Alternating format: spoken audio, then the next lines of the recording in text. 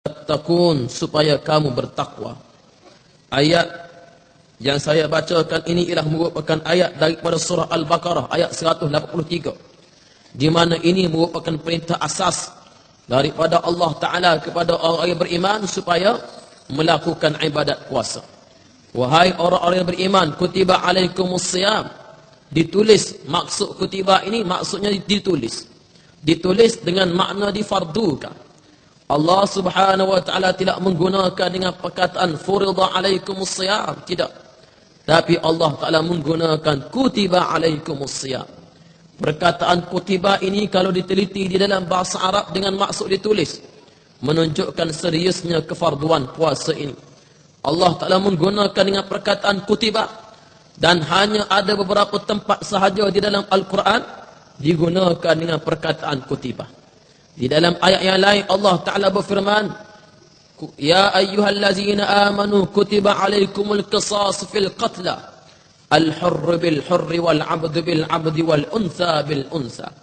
Wahai orang-orang yang beriman, kutiba alaikumul qisas fil qatla, kamu diperintahkan untuk melaksanakan hukuman qisas di dalam jenayah pembunuhan. Orang yang merdeka dibunuh balas dengan yang merdeka, hamba dibunuh balas dengan hamba. Al-hurr bil hurr wal 'abdu bil 'abdi wal untha bil untha. Kutiba alaikumul qisas, ditulis kepada kamu ini hukuman qisas. Dalam ayat yang lain Allah Ta'ala berfirman, kutiba alaikumul qital wa huwa kurhul lakum wa asa an takrahu syai'an wa huwa khairul lakum wa asa an tuhibbu syai'an wa huwa syarrul lakum. Ditulis kepada kamu berperang di jalan Allah Subhanahu wa Ta'ala, dan berperang ini kamu sangat-sangat benci. Kadang-kadang apa yang kamu benci itu baik untuk kamu, dan kadang-kadang apa yang kamu suka itu sebenarnya buruk untuk kamu. Hanya ada beberapa tempat sahaja Allah Ta'ala menggunakan dengan perkataan kutiba, iaitu di dalam urusan-urusan yang dianggap sebagai penting. Bukan dengan maksud yang tidak ada perkataan kutiba ini tak penting, bukan. Tapi bila disebut dengan perkataan kutiba, ini merupakan kefarduan yang benar-benar sepatutnya diambil perhatian oleh orang yang mengaku beriman kepada Allah Subhanahu wa Ta'ala.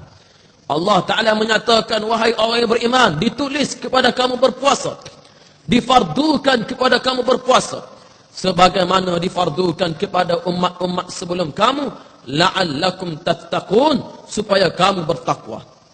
Kefarduan daripada puasa ini, matlamat daripada kefarduan puasa ini ialah untuk membentuk manusia agar bertakwa kepada Allah Ta'ala. Kefarduan puasa ini matlamatnya nak jadikan manusia bertakwa kepada Allah.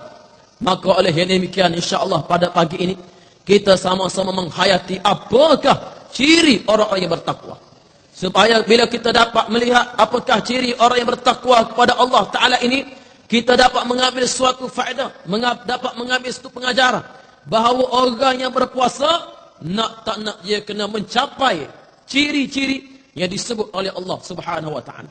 Firman Allah di dalam surah Ali Imran, di dalam surah Ali Imran ayat 133 sehingga ayat 136, Allah Ta'ala berfirman, a'udzubillahi minasyaitonir rajim, wasari'u ila maghfiratin min rabbikum wa jannatin 'arduha as-samawati wal ard u'iddat lil muttaqin الذين ينفقون في السراء والضراء والكاظمين الغيظ والعافين عن الناس والله يحب المحسنين والذين إذا فعلوا فاحشة أو ظلموا أنفسهم ذكروا الله فاستغفروا لذنوبهم ومن يغفر الذنوب إلا الله لم يصروا على ما فعلوا وهم يعلمون أولئك جزاؤهم مغفرة من ربهم وجنات تجري من تحتها الأنهار خالدين فيها ونعم أجر العاملين. صدق الله العظيم. Allah Ta'ala menceritakan, menyenaraikan sifat orang-orang yang bertakwa kepada Allah. Dan sifat-sifat inilah yang sepatutnya kita kena capai, yang sepatutnya kita kena miliki apabila kita melaksanakan ibadat puasa. Bila kita masuk bulan Ramadan, kita nak mencapai target, nak menjadi orang yang bertakwa kepada Allah. Ciri orang yang bertakwa kepada Allah, Allah Ta'ala sebut di dalam surah Ali Imran ini, wasari'u ila maghfiratin min rabbikum, hendaklah kamu berebut-rebut wahai umat Islam, wahai orang-orang yang beriman, wasari'u ila maghfiratin min rabbikum, bersegeralah kamu untuk mencapai keampunan daripada Tuhan kamu. Wa jannatin arduhas samawati wal ard, dan juga syurga yang lebarnya selebar langit dan selebar bumi. U'iddat lil muttaqin, ia dijanjikan kepada orang-orang yang bertakwa. Allazina yunfiquna fis sarra'i wad dharra, iaitu orang-orang yang menafkahkan harta mereka fis sarra'i wad dharra, dalam keadaan senang dan dalam keadaan susah. Wal kaziminal ghaiz, orang-orang yang menahan kemarahan mereka. Wal 'afina 'anil nas, dan orang yang memaafkan sesama manusia. Wallahu yuhibbul muhsinin, dan Allah suka kepada orang-orang yang melakukan kebaikan. Wallazina idza fa'alu fahishatan aw zalamu anfusahum dzakarullaha fastaghfaru li dzunubihim, dan juga orang-orang yang apabila mereka melakukan kemaksiatan mereka atau mereka menzalimi diri mereka sendiri, dzakarullaha, mereka ingat kepada Allah Ta'ala, fastaghfaru li dzunubihim, lalu mereka memohon keampunan di atas dosa-dosa mereka. Wa man yaghfiru dzunuba illa Allah, dan tidak ada orang, tidak ada kuasa yang boleh bagi keampunan melainkan Allah Subhanahu wa Ta'ala. Walam yusirru ala ma fa'alu wa hum ya'lamun, dan mereka tak kembali kepada perbuatan mereka dalam keadaan mereka sedar. Muslimin dan muslimat yang dirahmati oleh Allah Ta'ala, dalam ayat ini Allah Subhanahu wa Ta'ala menyenaraikan sifat orang-orang yang bertakwa kepada Allah. Menurut tafsir Ibnu Katsir, ada seorang raja namanya Hirqal. Nabi SAW mengutuskan surat kepada Hirqal. Nabi utus surat kepada Hirqal supaya memeluk Islam. Aslim taslam, Islamlah kamu akan selamat. Lalu apabila Hirqal menerima surat daripada Nabi SAW, janji daripada Nabi bahawa orang-orang Islam mendapat syurga yang seluas langit dan seluas bumi. Lalu Hirqal membalas surat Nabi SAW.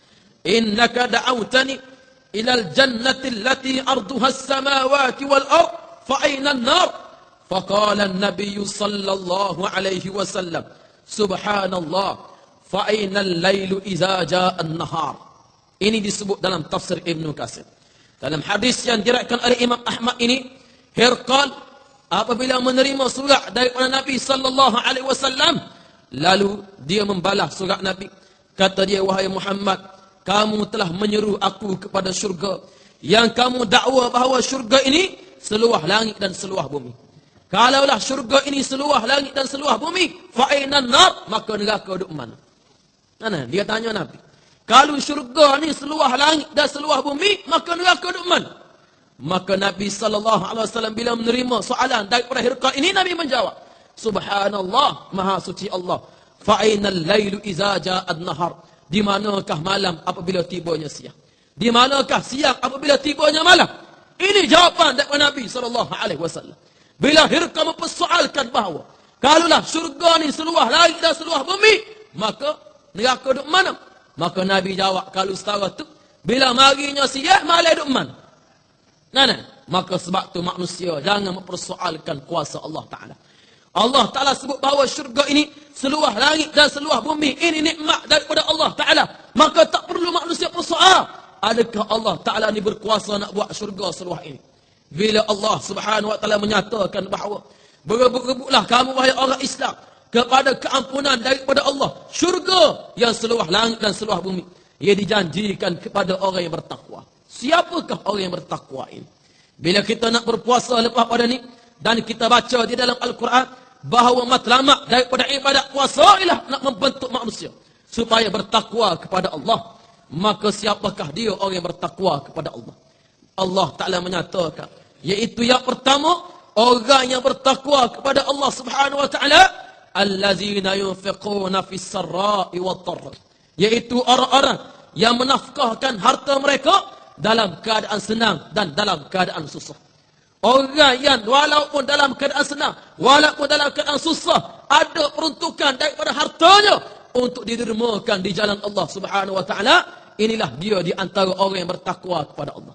Sebab tu Nabi SAW menyatakan, manusia ini bila berdepan dengan harta ini, Allah Ta'ala jadikan manusia ni 4 golongan.